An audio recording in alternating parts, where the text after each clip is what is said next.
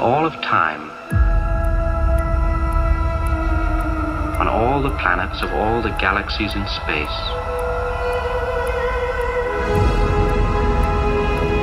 what civilizations have risen, looked into the night,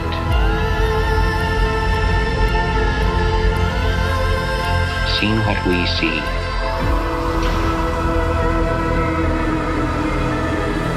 asked the questions that we ask.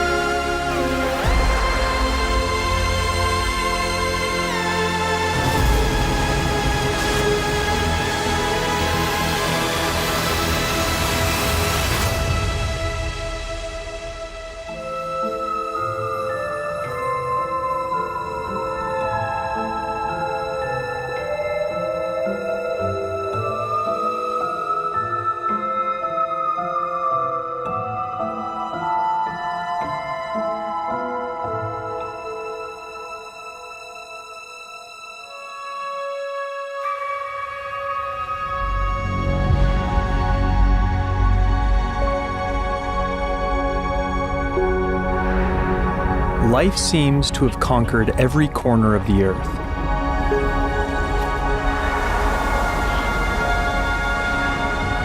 How did all this complexity emerge?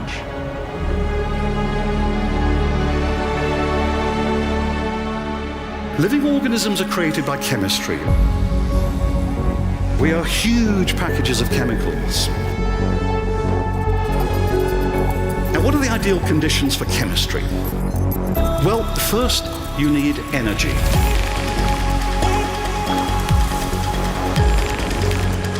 But not too much. What you want is just the right amount, and planets, it turns out, are just right because they're close to stars, but not too close. You also need a great diversity of chemical elements. And you need liquids, such as water. Why? Well, in gases, atoms move past each other so fast that they can't hitch up. In solids, atoms stuck together. They can't move. In liquids, they can cruise and cuddle and link up to form molecules.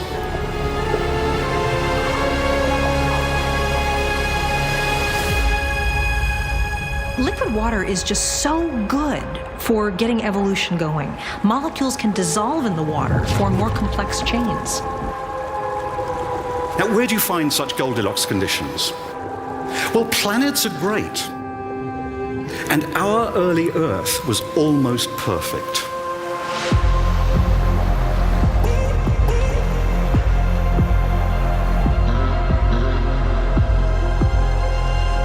It was just the right distance from its star to contain huge oceans of liquid water. And deep beneath those oceans, at cracks in the Earth's crust, fantastic chemistry began to happen, and atoms combined in all sorts of exotic combinations.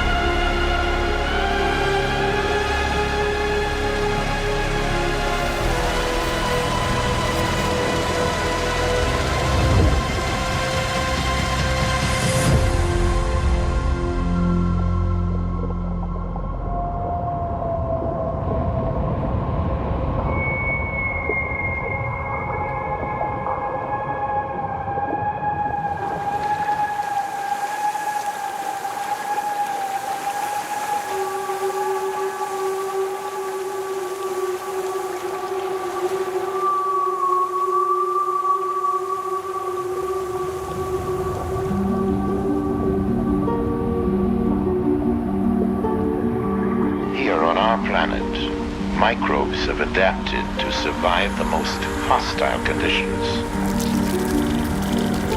Arid deserts, the frozen Himalayas, in trenches under thousands of tons of pressure in the ocean deeps. New research suggests that life emerged over 4 billion years ago, when Earth was an alien and deadly planet. At the time, Earth was ravaged by intense volcanism and an asteroid storm that lasted 100 million years.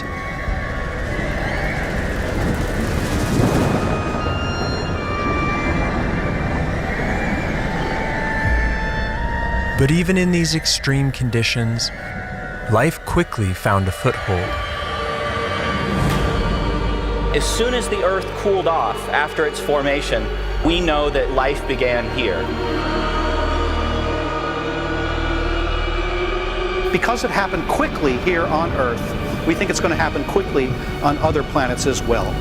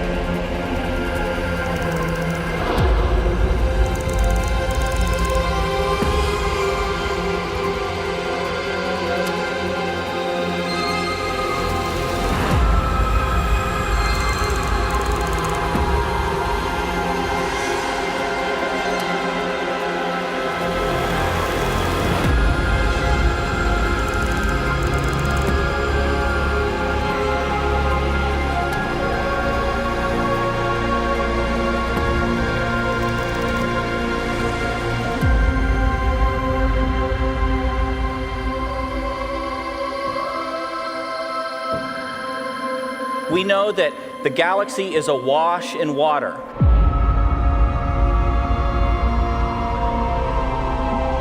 It's awash in organic molecules and complex chemistry. All of the things that we know were necessary for life to begin on this planet exist in abundance throughout the galaxy.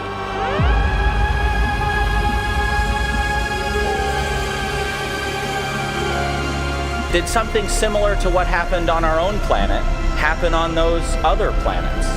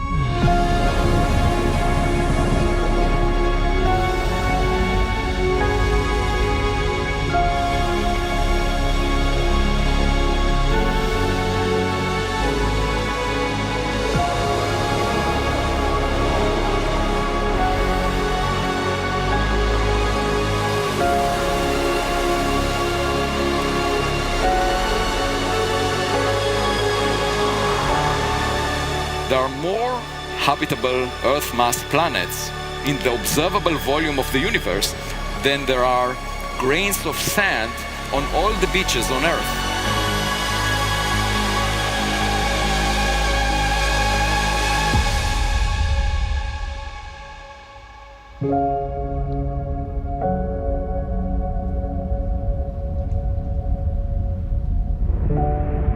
Among this abundance of worlds, many will be deadly to life as we know it. There will be planets in the habitable zone that are scorched, frozen, and suffocated by poison gases. Many will lack an atmosphere, critical for temperature regulation, or have one that is deadly.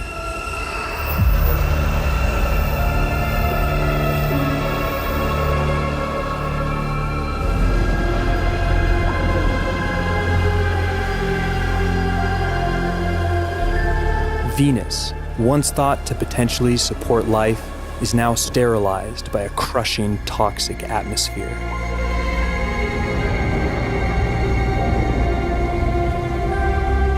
But life may not be confined to the habitable zone. Far from the warmth of their star, the moons of giant gas planets may be hidden oases for life.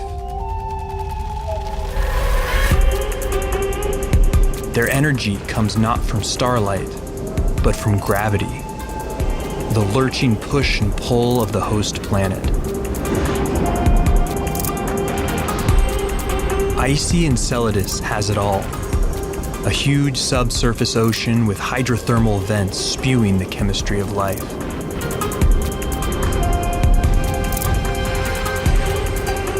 Titan is especially alluring, larger than Mercury and speckled with methane lakes and organic compounds. In 2026, NASA plans to send a drone to Titan, seeking out signs of life in its valleys and craters.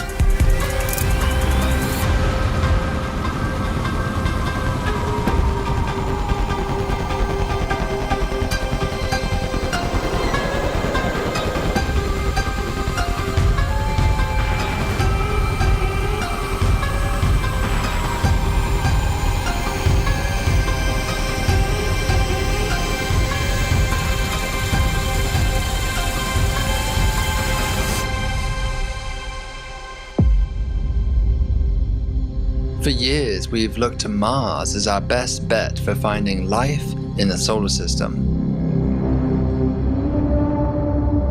The idea that Venus could have been habitable in the past is also quite plausible. Venus could have maintained liquid water for around 3 billion years, only becoming uninhabitable just 750 million years ago. Life could have been present on the surface and evolved the ability to float up into the clouds.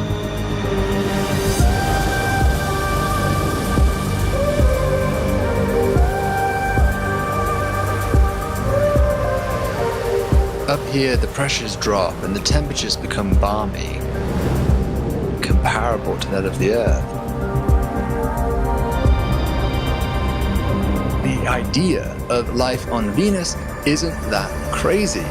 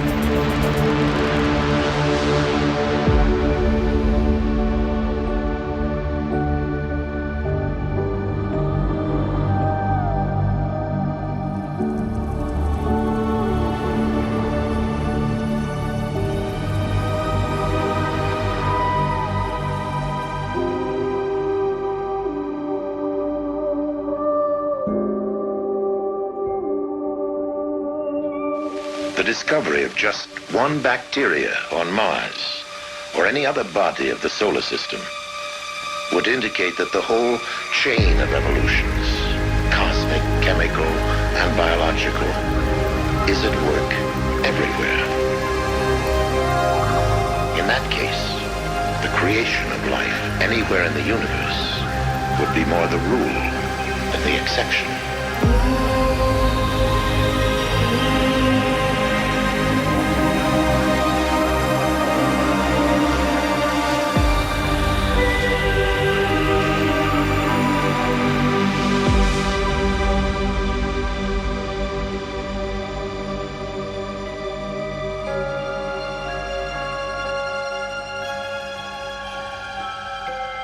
Within all of our lifetime, we're going to understand that there is life on other bodies in the solar system.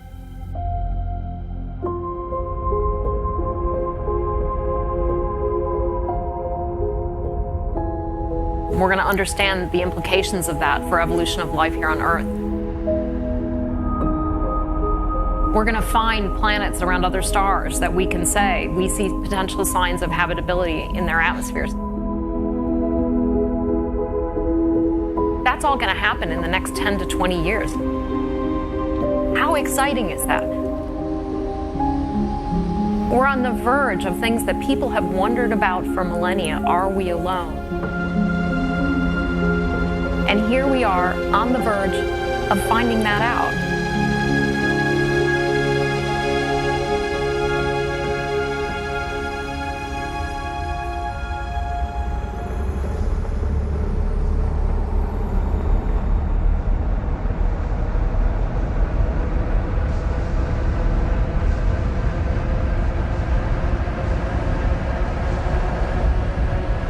Our universe is close to 14 billion years old, and there are planets out there that are 3 times as old as Earth.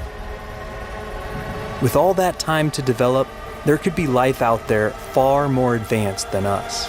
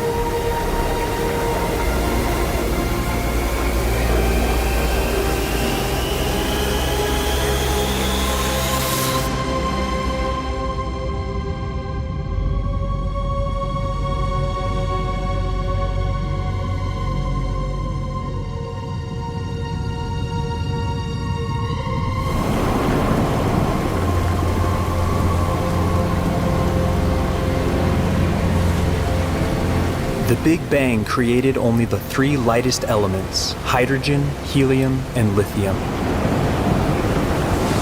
The heavier elements that make life possible were only created later in the ultra-dense cores of stars. And for those elements to wind up inside your body, those stars would have to explode.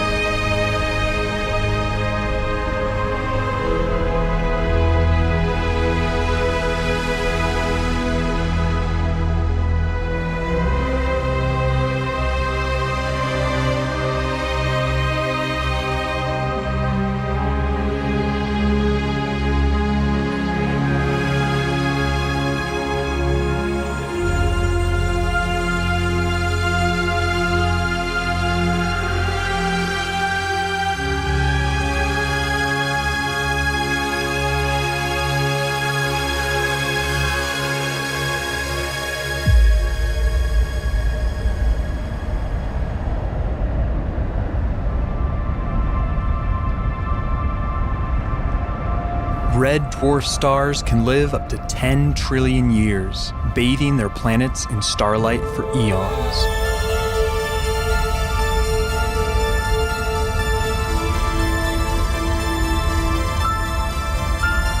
Life is much more probable on these timescales, where conditions are stable for vast periods of time.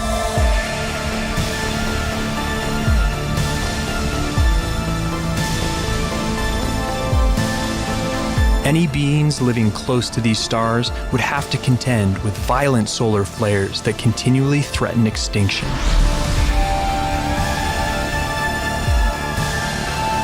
Many of these planets would be tidally locked. One side permanently exposed to the sun, the other frozen in darkness.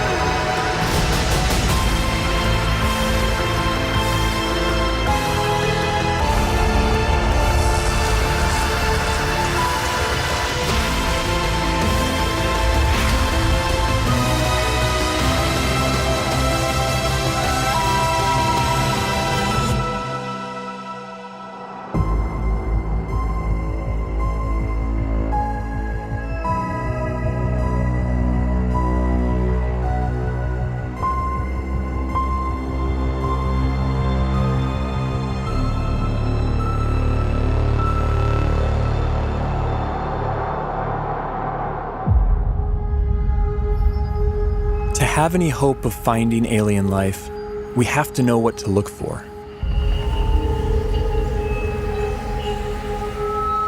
But where do we begin? How do we narrow down a seemingly infinite set of possibilities?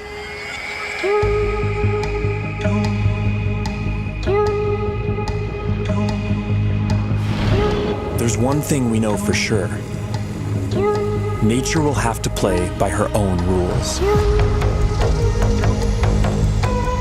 No matter how strange alien life might be, it's going to be limited by the same physical and chemical laws that we are.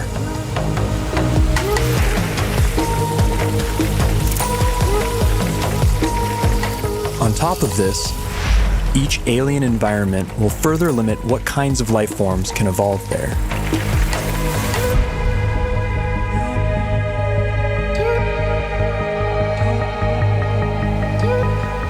Despite these natural boundaries, the possibilities are staggering to imagine. Trillions of planets, each a unique cauldron of chemicals undergoing their own complex evolution.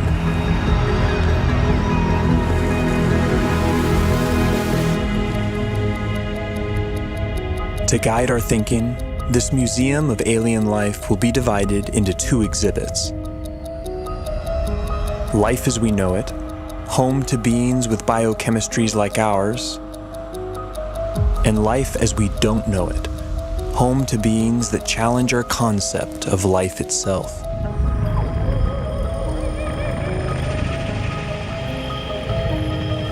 Before we venture too far into the unknown, we have to ask ourselves, what if alien life is more like us than we think?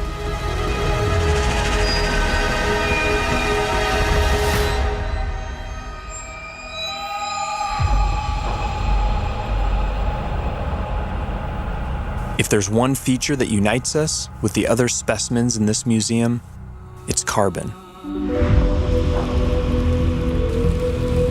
Carbon is ubiquitous. It's one of the most common elements in the universe, and it's very good at forming large, stable molecules.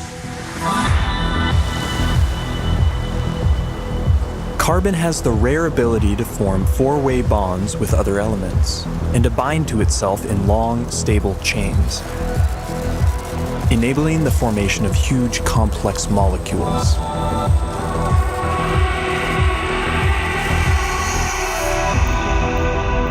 This versatility makes carbon the centerpiece in the molecular machinery of life. And the same carbon compounds that we use have been found far from Earth, clinging to meteorites, and floating in far-off clouds of cosmic dust. The building blocks of life, drifting like snow through the universe.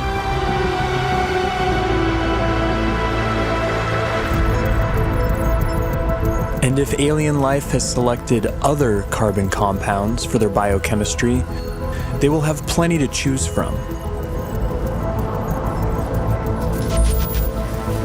Scientists recently identified over 1 million possible alternatives to DNA, all carbon-based.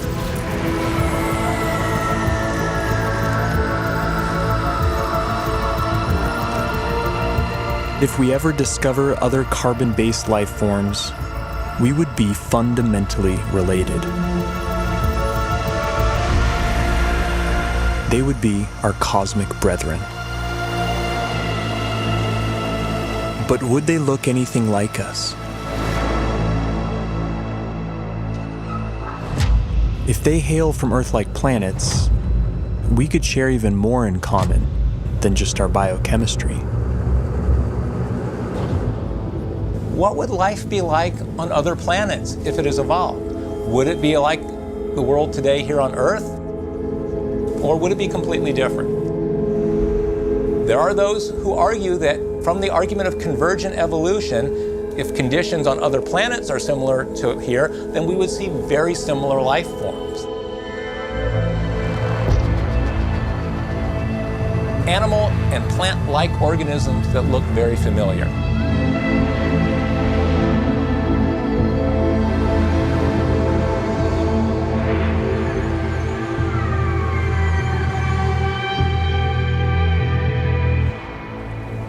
On Earth, certain features like eyesight, echolocation, and flight have evolved multiple times independently in different species.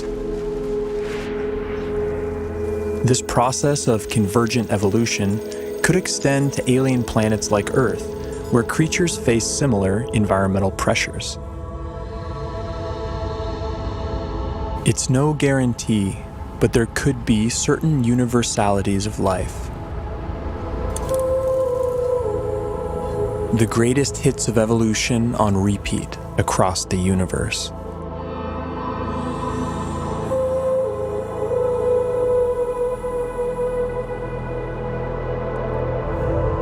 Each feature would be attuned to its local environment. Dimly lit planets would produce huge eyes to suck in extra light, like nocturnal mammals. Some people have gone so far as to say that human-type organisms, humanoids, will occur on other planets.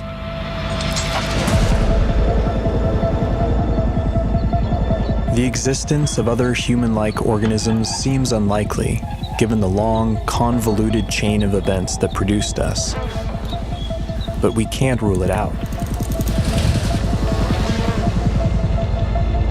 If just one in every 100 trillion Earth-like planets produced a human-like form, there could still be thousands of creatures like us out there.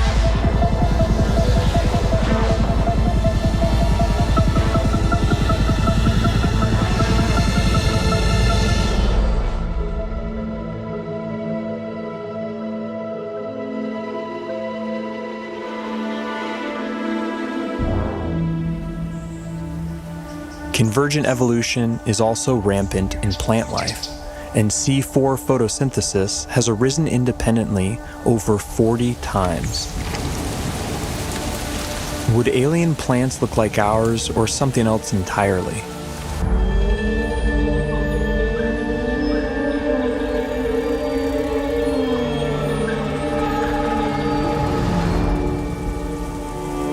On Earth, plants appear green because they absorb the other wavelengths in the sun's light spectrum. But stars come in many colors. And alien plants would evolve different pigments to adapt to their sun's unique spectrum.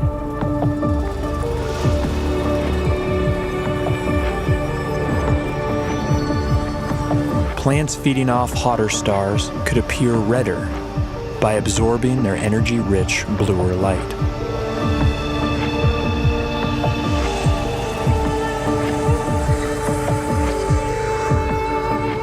Around dim red dwarf stars, vegetation could appear black, adapted to absorb all visible wavelengths of light.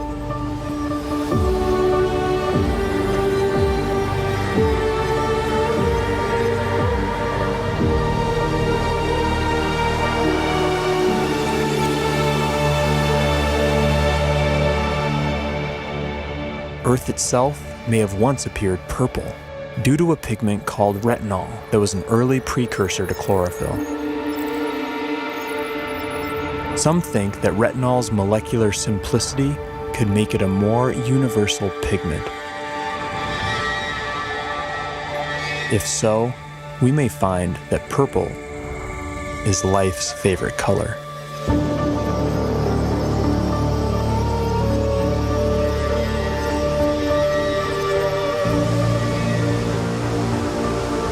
But the color of alien vegetation is more than just a curiosity. It's chemical information that could be seen from light years away.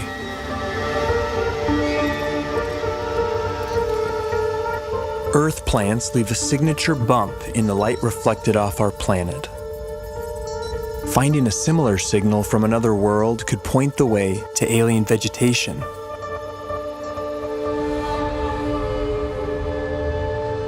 Perhaps this will be our first glimpse at alien life, a vibrant hue cast by a distant world.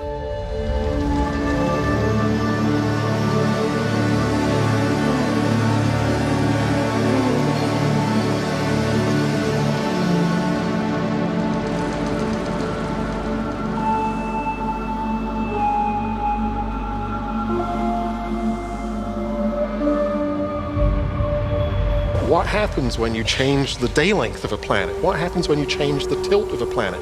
What happens when you change the shape of the orbit? What happens when you change the gravity of a planet?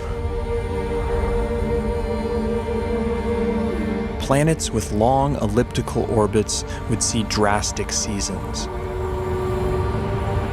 There could be worlds that appear dead for thousands of years, then suddenly spring to life.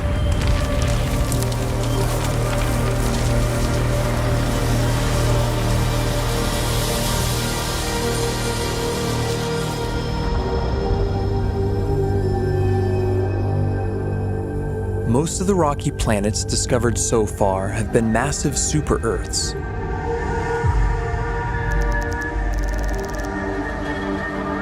How would life evolve on these worlds? In the seas, gravity may not matter much at all.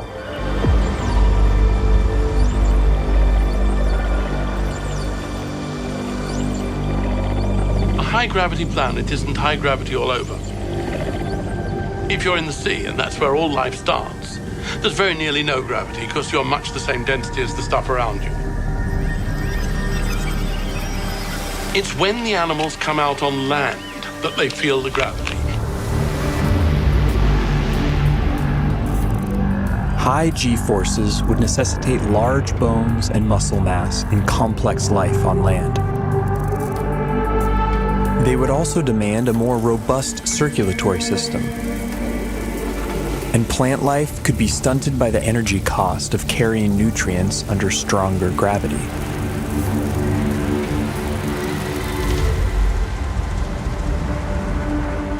Low-gravity planets would more easily lose their atmospheres to space and lack a magnetic field to protect from cosmic rays.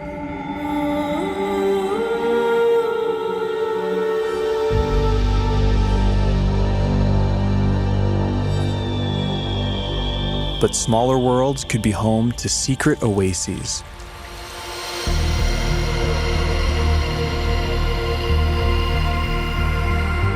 Huge cave systems that provide hideouts for life.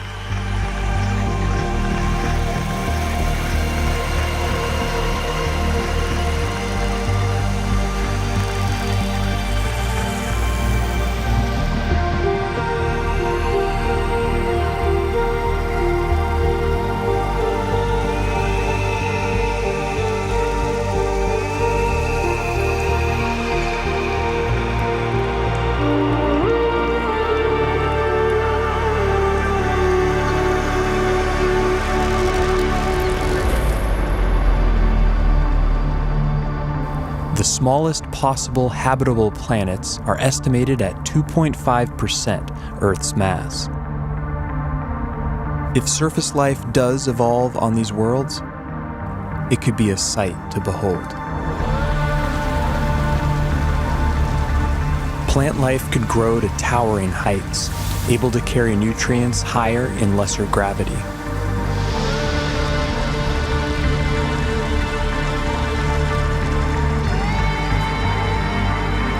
Without the need for bulky skeletons and muscle mass, animals could have body types that boggle the mind.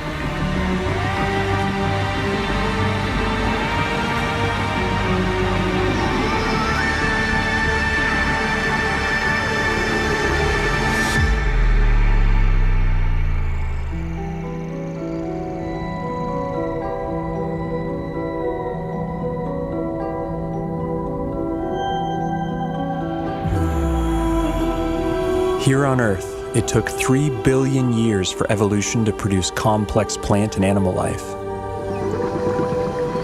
Simpler organisms are hardier, more adaptable, and more widespread. The largest collection in the Museum of Alien Life would likely be the Hall of Microbes.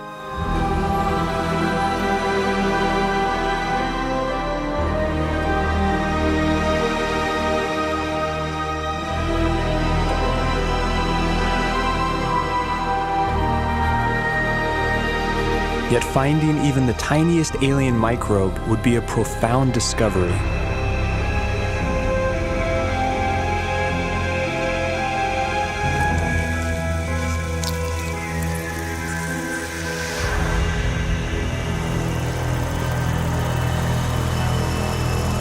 bite-sized life could leave a big footprint. Like stromatolites on Earth, layers of microbes could build up into huge rock mounds over time, leaving behind eerie structures. And in big enough numbers, some alien bacteria could leave a distinct biosignature by exhaling gases that wouldn't coexist naturally, like oxygen and methane.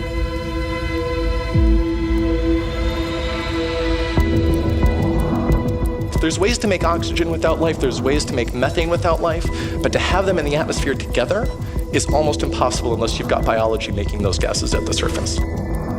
And it would have an imprint on the planet's spectrum of colors. Next-generation space telescopes could find a signal like this on a world not far from home.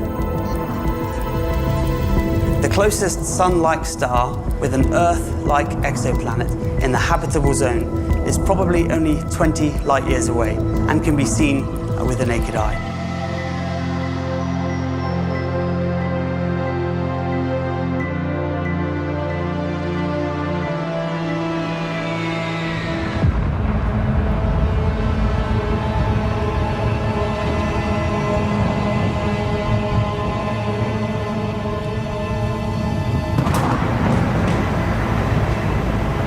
Most brown dwarfs are too hot to support life as we know it, but some are just cold enough.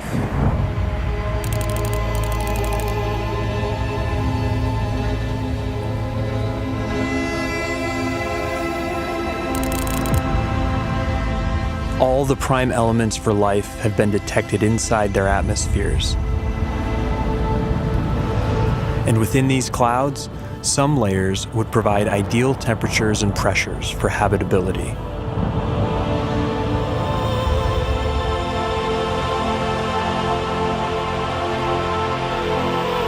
There could be photosynthetic plankton in these skies, kept aloft by churning upwinds.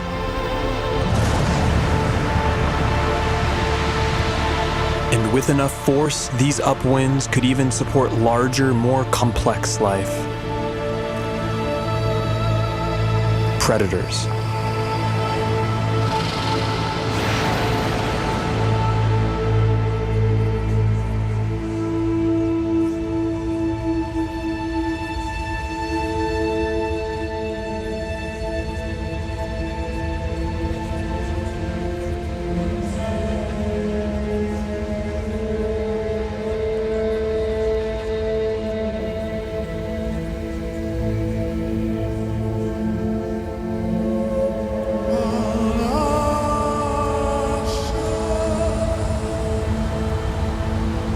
This raises a crucial question. What if we've been looking in all the wrong places? What if nature has other ideas?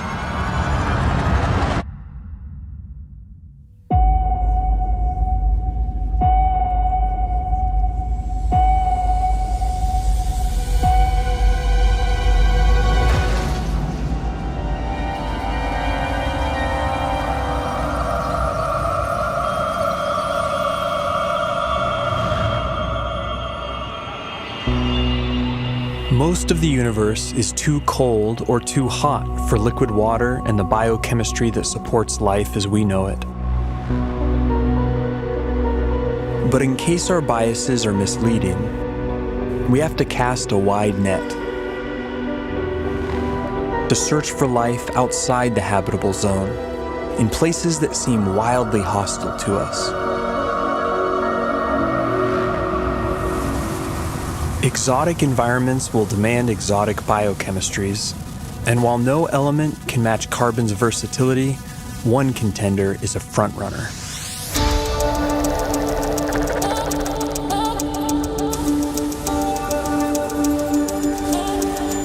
At first glance, silicon seems similar to carbon.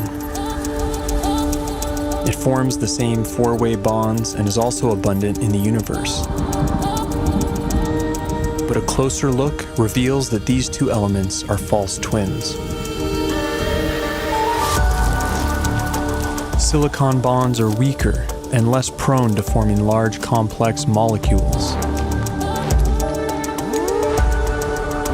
Despite this, they can withstand a wider range of temperatures, opening up intriguing possibilities. Life based on the silicon atom instead of carbon would be more resistant to the extreme cold, providing a whole new range of weird forms. But silicon has a problem. In the presence of oxygen, it binds into solid rock. To avoid turning to stone, silicon beings might be confined to oxygen-free environments, like Saturn's frigid moon, Titan.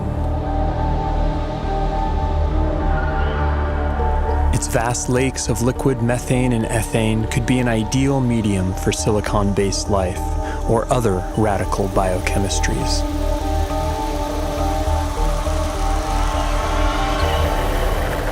Without ample sunlight, beings on worlds like Titan would likely be chemosynthetic, deriving their energy by breaking down rocks.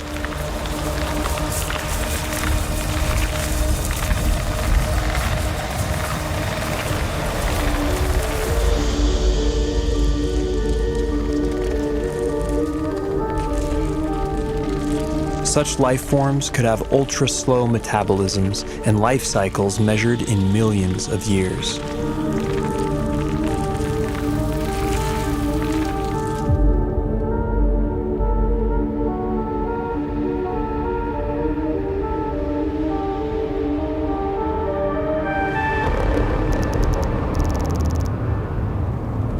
In high temperatures, typically rigid silicon-oxygen bonds become more flexible and reactive, triggering more dynamic chemistry.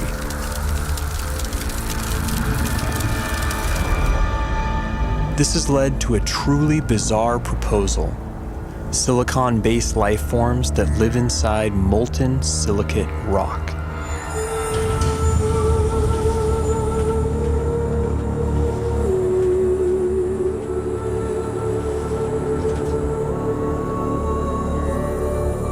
In theory, these forms could even exist deep beneath the Earth inside magma chambers as part of a shadow biosphere.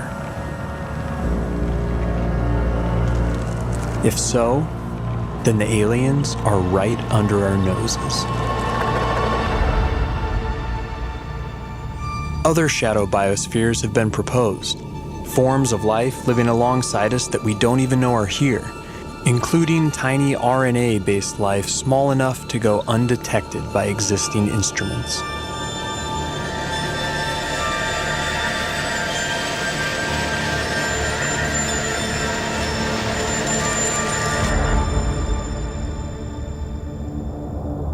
Clouds of dust in empty space might seem like the last place you'd expect to find anything living.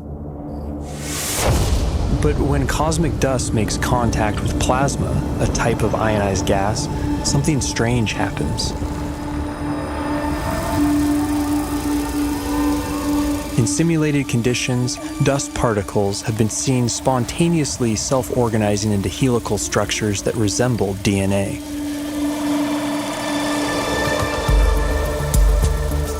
These plasma crystals even begin to exhibit lifelike behavior, replicating, evolving into more stable forms, and passing on information.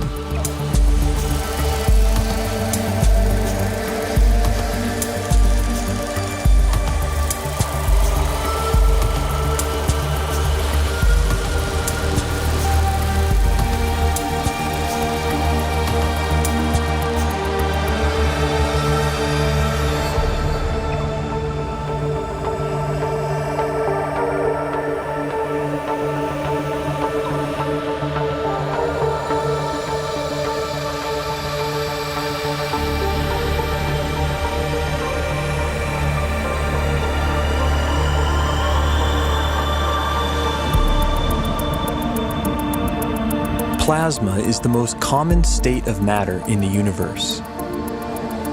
If complex evolving plasma crystals really exist, and if they can be considered life, they could be its most common form.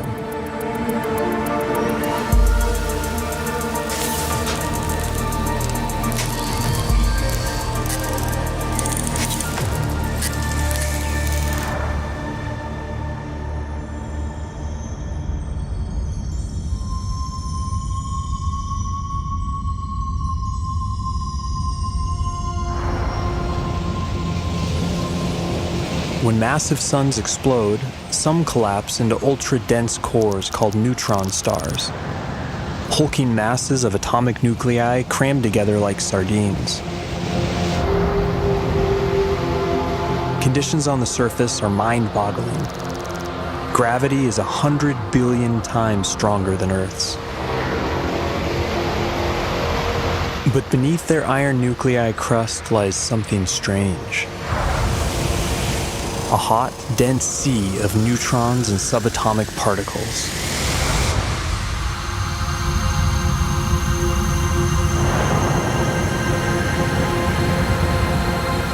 Stripped of their electron shells, these nuclei would obey entirely different laws of chemistry, based not on the electromagnetic force, but the strong nuclear force which binds nuclei together. In theory, these particles could link up to form larger macronuclei, which could then combine into even bigger supernuclei.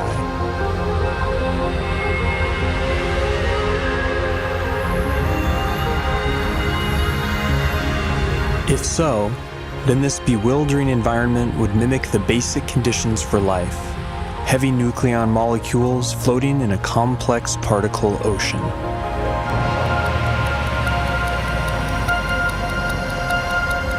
Some scientists have proposed the unimaginable: exotic life forms drifting through the strange particle sea, living, evolving, and dying on incomprehensibly fast timescales.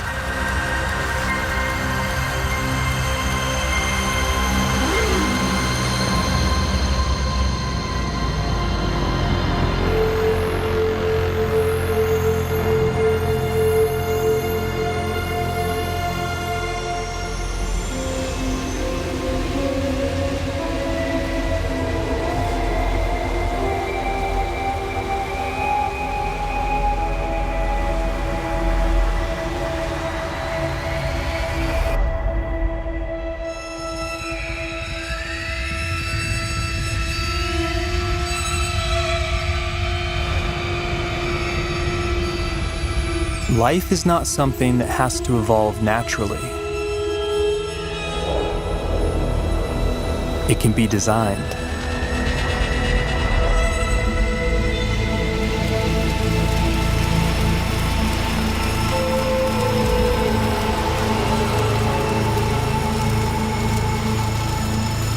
And once intelligence is introduced into the evolutionary process, a Pandora's box is opened.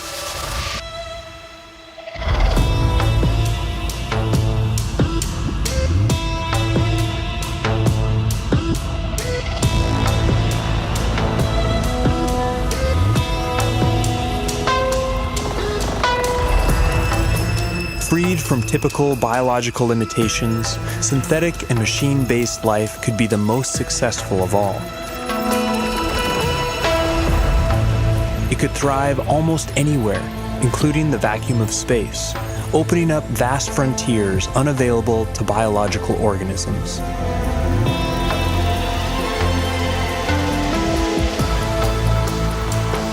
And compared to the glacial pace of natural selection, technological evolution allows exponentially faster growth, adaptability, and resilience.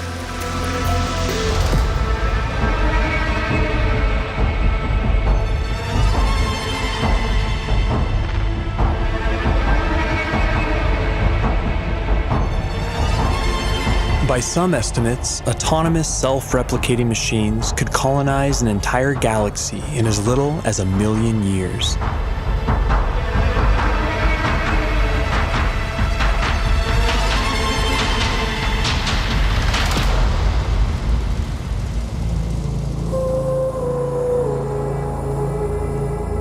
We can't predict how hyper-intelligent life would organize itself. But in theory, there could be convergent evolution at play. The electrical properties of silicon might make it a universal basis for machine intelligence, a redemption for its biological shortcomings.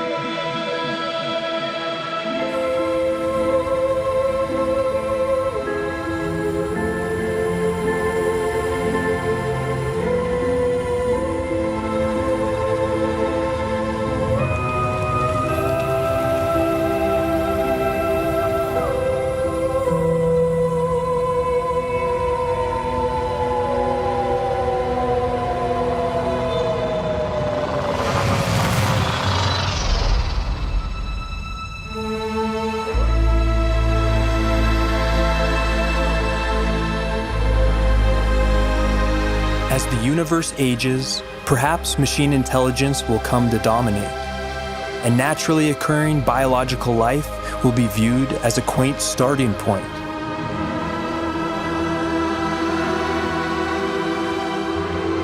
Perhaps we ourselves will lead this transition, and the great human experiment will be merely a first link in a sprawling intergalactic chain of life.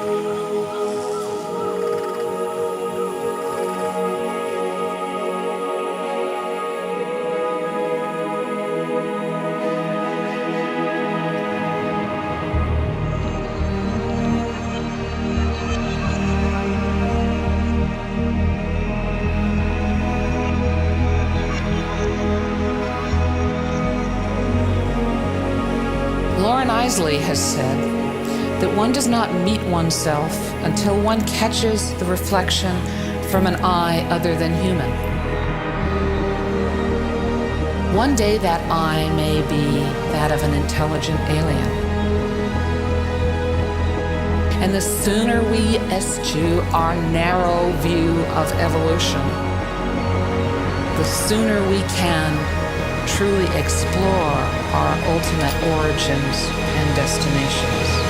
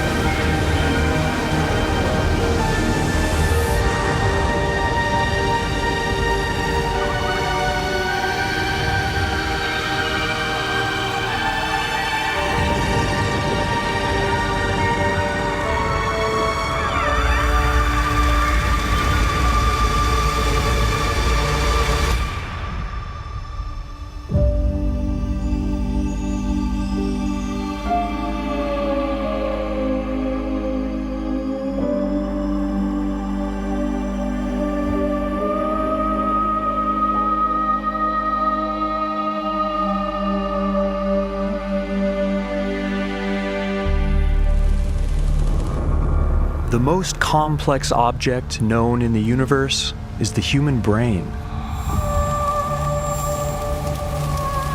These 86 billion neurons have given us the power to transform our planet. But is this the best nature can do? We now know there are something like 10 billion trillion habitable planets in the universe. 10 billion trillion chances for the brain to be eclipsed by something else.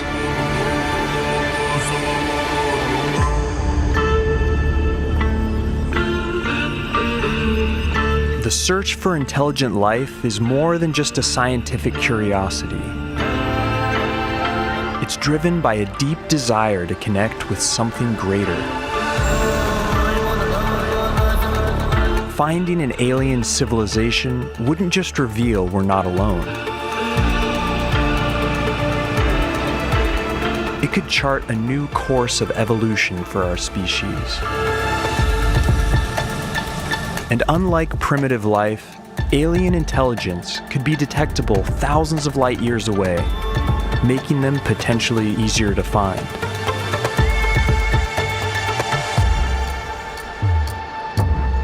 What do they know that we don't? And how do we make contact? We're not the first to wonder.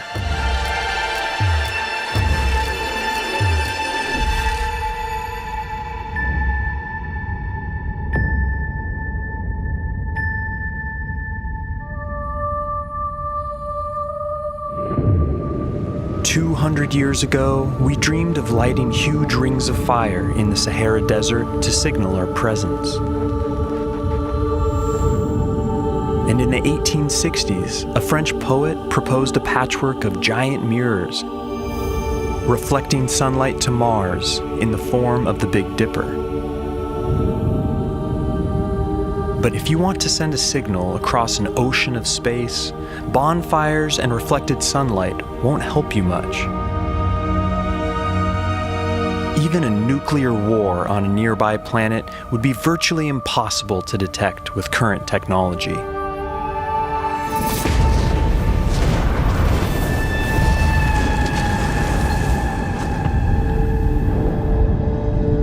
To really get your message across, you need a form of light you can't even see. Radio waves are ideal for carrying information long distance because compared to other forms of light, they travel more freely through interstellar gas and dust. That's why SETI, the search for extraterrestrial intelligence, has focused almost entirely on scanning for radio signals, whether intentional messages or byproducts of technology.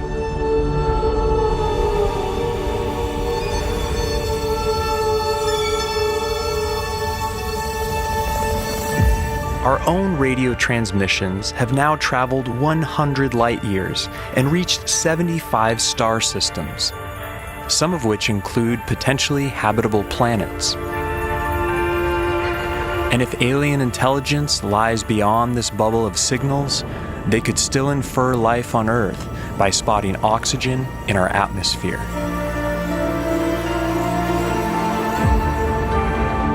Thanks to the SETI Institute and the recent Breakthrough Listen project, we have now scanned tens of millions of stars for signals.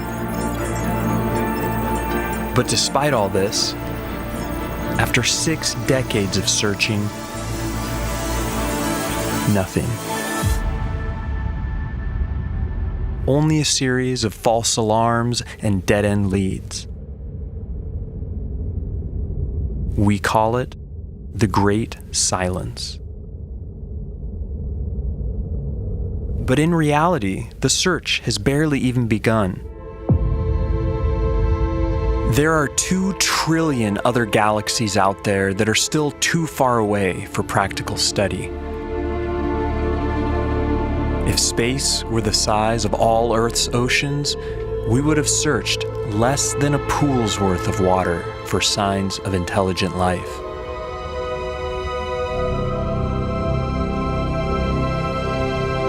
On top of this, we might even be looking for the wrong thing.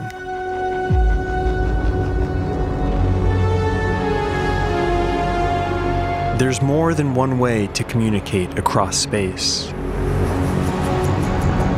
An alien life might view radio as primitive technology.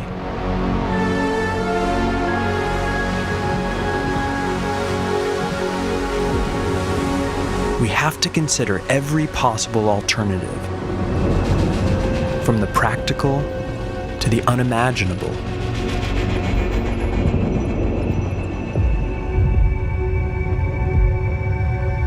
The search is now underway for a different type of signal, one we could even spot with the naked eye: laser light.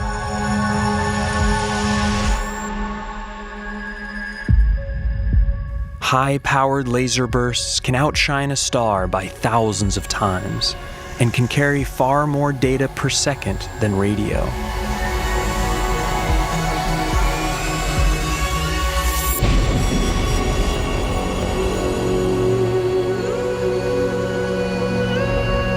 We would have to be in direct line of sight to detect the beam. But spread across many light years, they would widen to encompass entire planets and moons.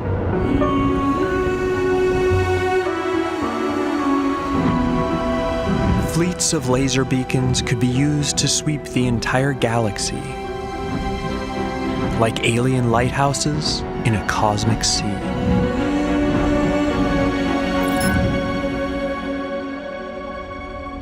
Thanks to a recent crowdfunding effort, plans are now in motion to monitor the entire night sky for laser pulses.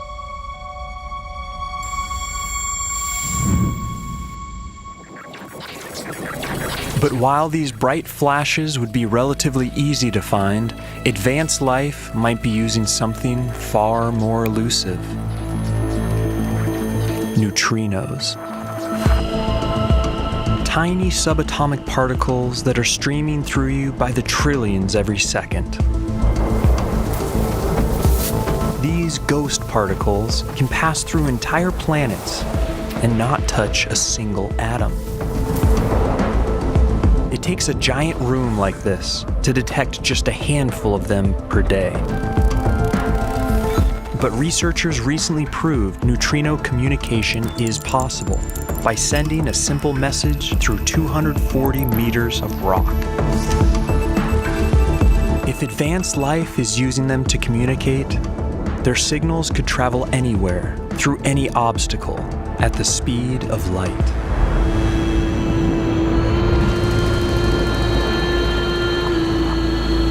Their messages could be streaming through us right now, and we would have no idea.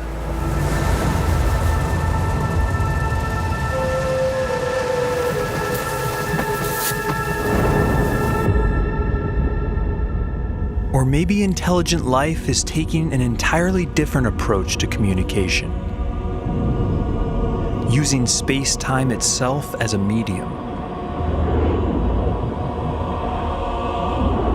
By manipulating high-gravity objects, they could in theory create pattern distortions of space-time, which could ripple through the universe in all directions.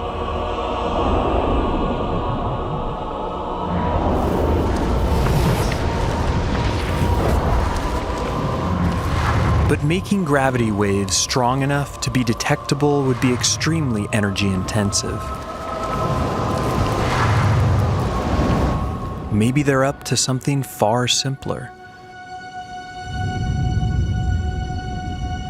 Placing giant sunshades into orbit around a star could block out starlight in distinct patterns, like a kind of cosmic Morse code.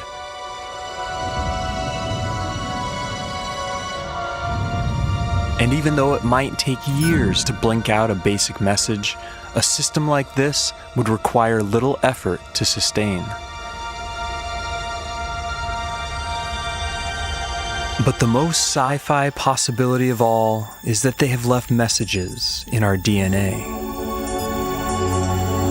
Some have proposed that certain sequences of our genes could contain hidden messages, Easter eggs in our genetic code, placed by a life-designing higher intelligence. But far-flung scenarios like this are overshadowed by a more sobering possibility. Maybe we're just in the wrong place, at the wrong time.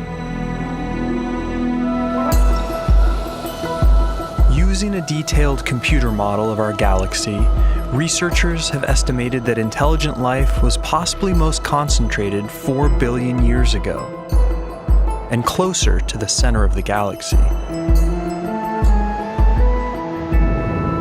If true, then we would exist on the outskirts, light years away and billions of years too late to a galactic golden age.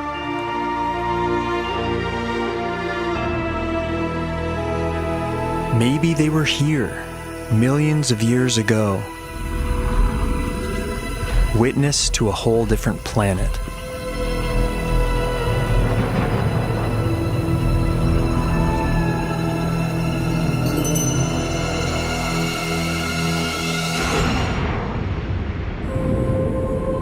By now, they might all be long gone, and we could be living in a galactic graveyard.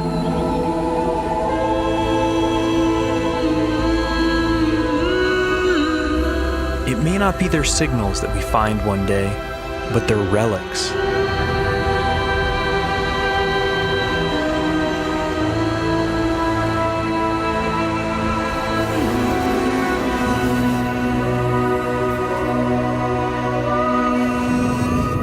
As it turns out, our chances of finding an alien civilization depend heavily on their average survival time. If the average lifetime is something like 100 years, then they will blip in and out of existence, rarely overlapping, and our chances of finding one alive are slim. But if they survive for thousands of years or more, then our chances will skyrocket as the potential for overlap expands. But what if they're not communicating at all? There's still a way we could find them.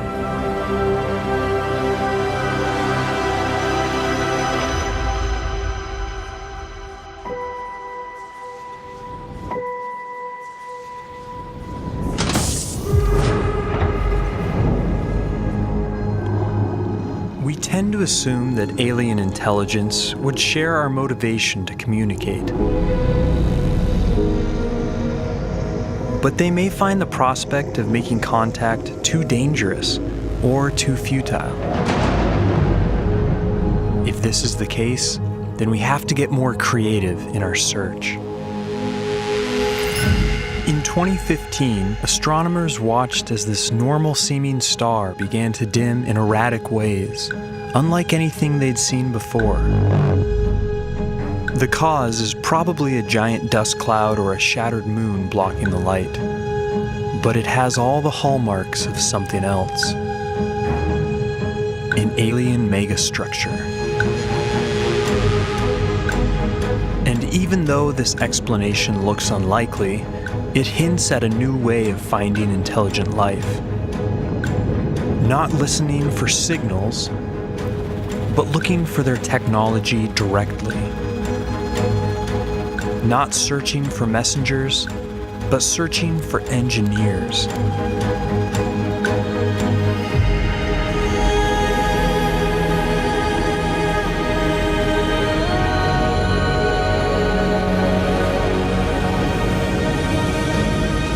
And to do that, we have to wonder, what mind-boggling alien technology should we be looking for? Each alien civilization would be wildly different, but classifying them by their energy usage will give us insights into what technology they might be using.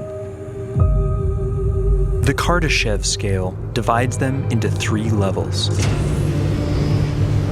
Type 1 would have a mastery of their home planet, using all the energy available on it.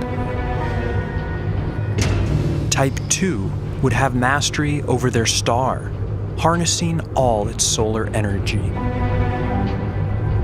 Type 3 would have mastery over their entire galaxy and would be more foreign to us than we are to amoeba.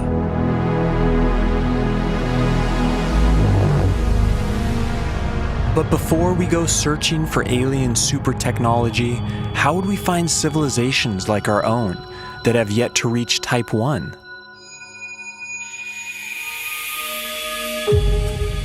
When a typical planet passes in front of its star, we see the starlight dim sharply. But observing a more gradual fall-off of starlight could be evidence of a dense ring of satellites, a Clark belt.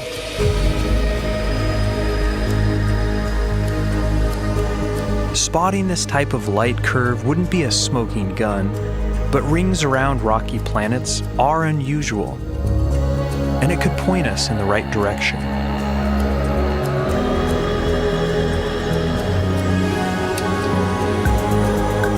Just as alien vegetation would leave a biosignature in its atmosphere, alien technology would leave a technosignature. Silicon produces a recognizable light curve similar to chlorophyll. Spotting this signal could point us to the presence of alien solar cells.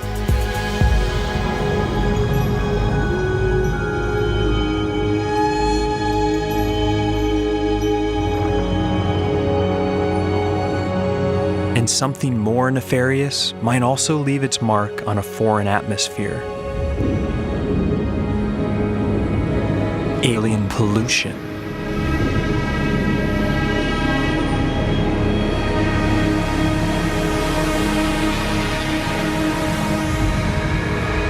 Certain pollutants like chlorofluorocarbons aren't produced by nature and could be detectable even in small amounts.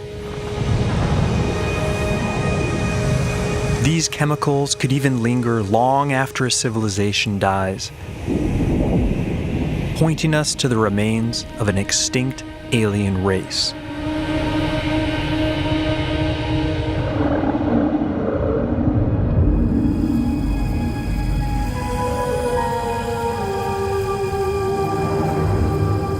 Such a discovery could give us crucial guidance on how to avoid our own extinction.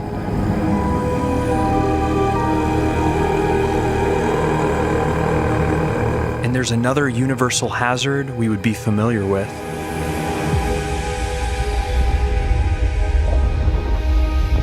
Any civilization that uses huge amounts of energy will produce huge amounts of waste heat. This excess heat could prove a serious threat, just as climate change does to us. But it could also leave a telltale signal. Finding waste heat radiating from alien planets or other regions of space could point the way to intelligent activity.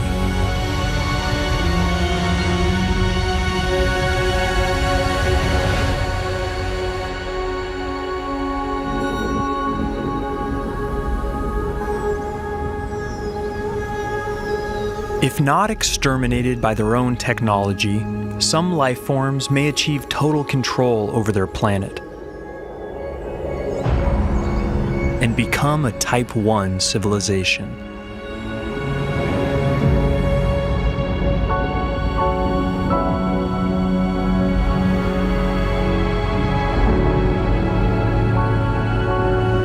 With this mastery would come incredible powers. Control over all their world's ecosystems, its resources, and even its weather. But no matter how advanced, every planetary civilization will face the same cosmic threats we do. Gamma ray bursts, supernovas, and asteroid impacts will be a risk factor for any terrestrial race. Some might decide to flee to intergalactic space, reducing their exposure to existential risks, making their home in the voids between the stars. If so, then our search will have to encompass the entire swath of the universe.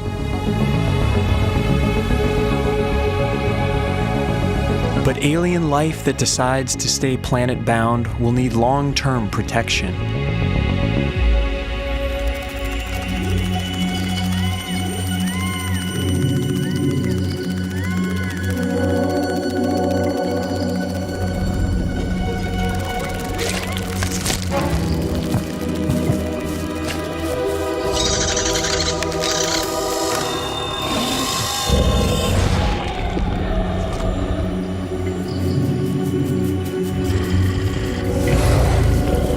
The best way to protect your world will be the ultimate in home defense. A planetary shield.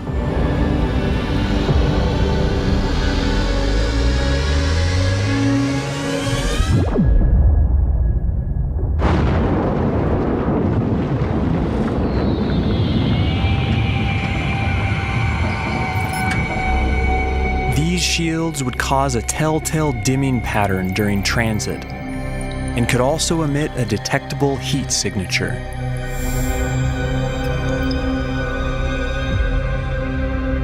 Large-scale astroengineering like this would require a colossal amount of resources. And the easiest way to get them may not be from mining planets, but from mining asteroids.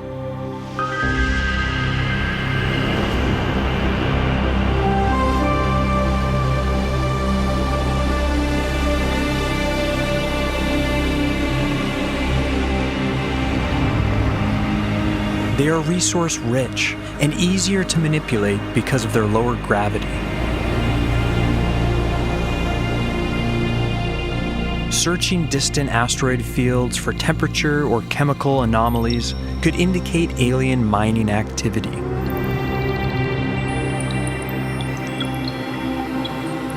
Eventually, though, asteroids might not be enough.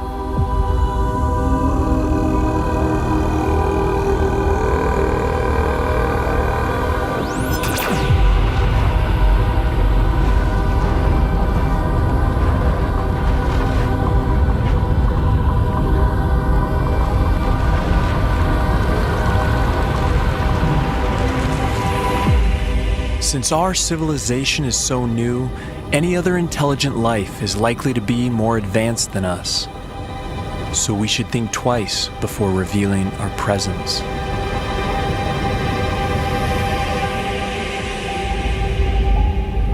But alien super civilizations won't just be looking for resources. They will also need staggering amounts of energy. Stars output billions of times more energy than planets receive. To harness it all requires building something truly mind-boggling.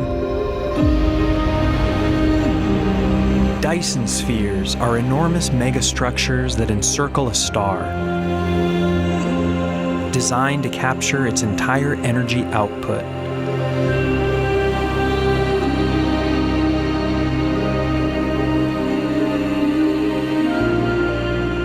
They could also double as vast habitats for life. A solid shell would be physically unstable, so instead of a sphere, we might find a cloud of objects, a Dyson swarm.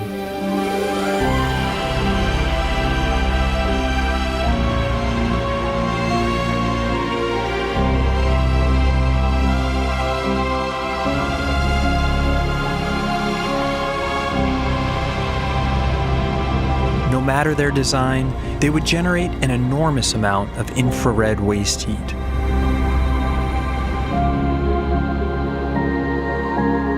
And they could also eclipse or even block out the star's light entirely.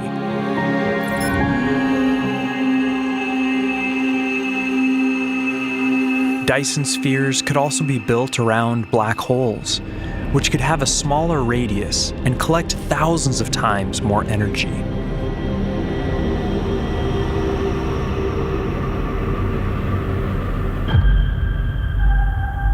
Any beings that come to harness their star's entire energy output will reach the next level on the Kardashev scale. A Type 2 civilization.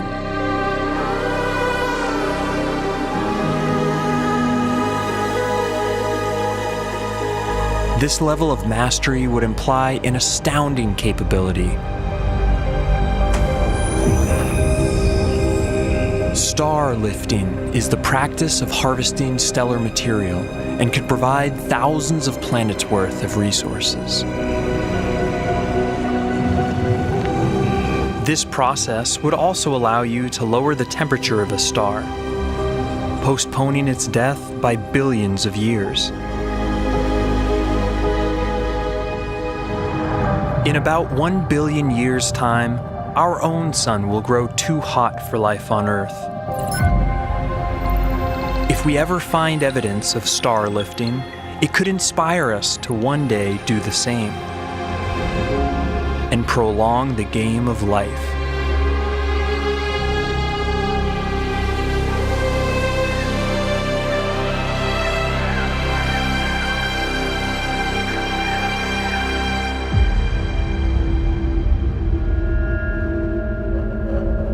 Eventually, there may be life that outgrows its star and needs even more energy.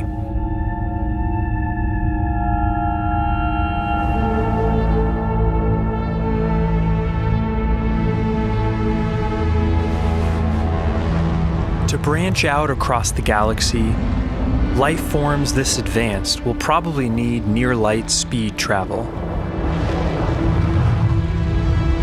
And if they do have this capability, there's a chance we could catch them in the act.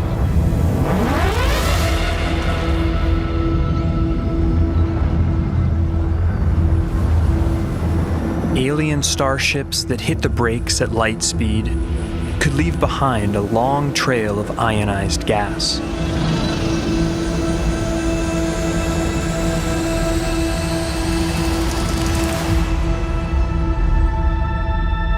These trails might emit detectable infrared radiation.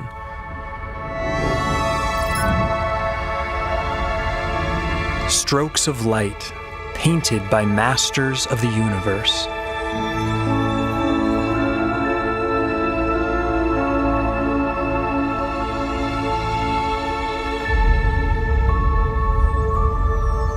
Once life forms have harnessed all the energy their galaxy can provide, they will achieve unimaginable power. A Type 3 civilization.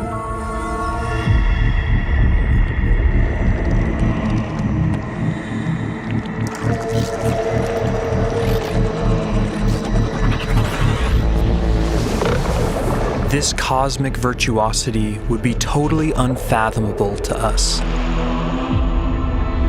Life that has built billions of Dyson spheres and can create stars at will. In theory, their thirst for energy could make a whole galaxy go dark.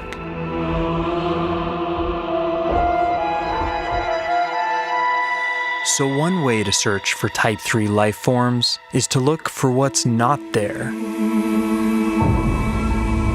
In distant space, there are huge voids between clusters of galaxies where no light emanates.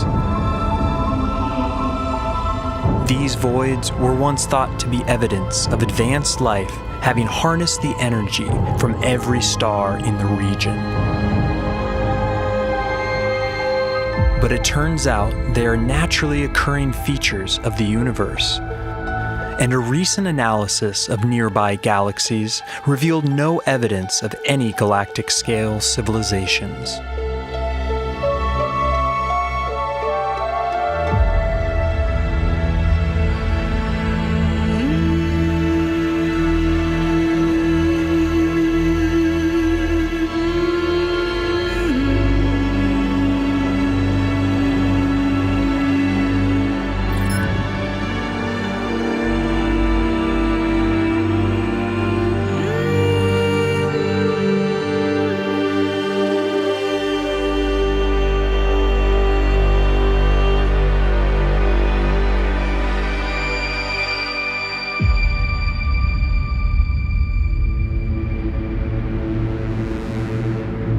theory, cosmic architects could assemble enormous planetary systems far more intricate than anything nature could produce. One possible system that would be gravitationally stable involves 9 sun-like stars orbiting a supermassive black hole, which could support 550 Earth-like planets in a habitable zone. These artisanal solar systems could make ideal long-term habitats, or could even function as an alien nature reserve, with each planet hosting a different strain of life.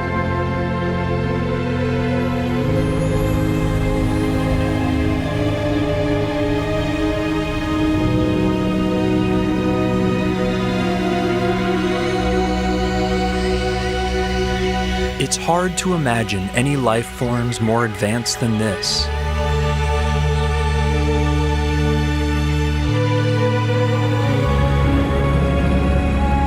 But in theory, there could be beings that control or created our universe itself. Researchers are beginning to test the idea that reality itself is just a simulation or an experiment run by some higher order being.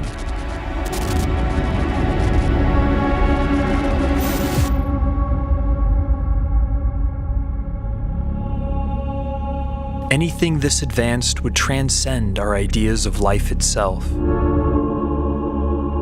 as they would exist outside of time and space.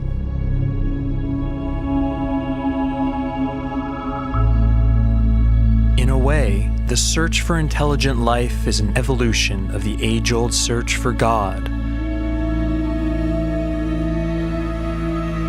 Both are driven by a longing for truth and connection with something bigger than ourselves.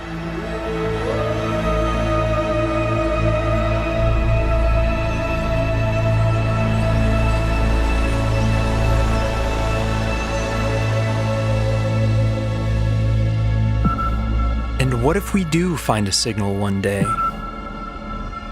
What happens when the ancient dream becomes a reality?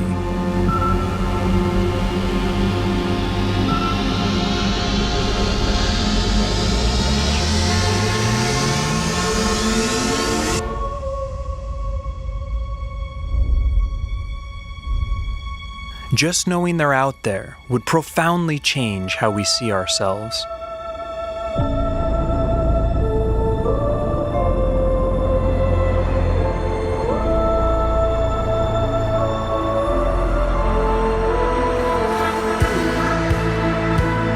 For the first time, we would feel a true sense of cosmic brotherhood.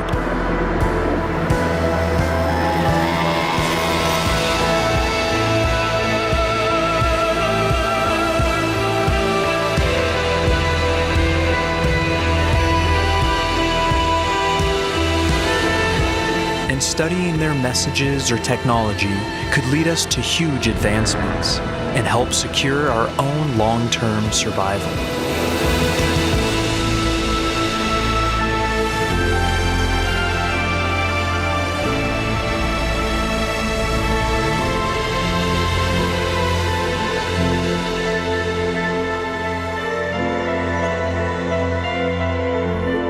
But the possibility of meaningful two-way communication would be bleak. Separated by hundreds or thousands of light years, we would be studying these civilizations as they were in the deep past.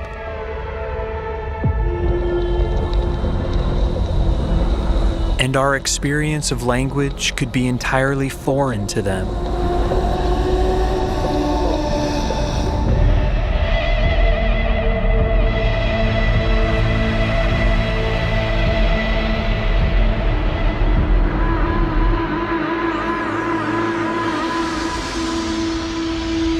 But what if, after all our searching, we never find another sign of intelligence?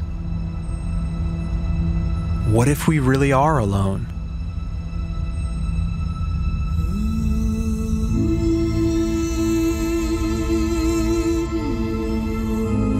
We can never be truly sure, as there will always be distant galaxies too far to ever study. But never finding any evidence would mean that our place in the universe is truly unique.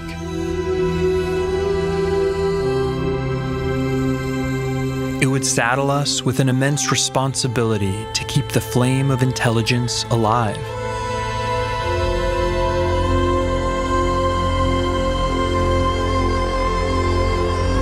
Just as ancient civilizations speak to us through their monuments, we could build monuments of our own for future life to discover.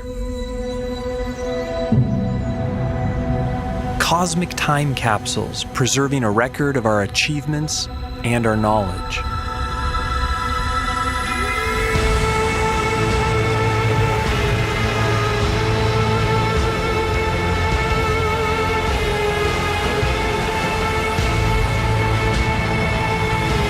Perhaps other races will do the same, and these memory vaults could become connected over time, each new civilization adding a link.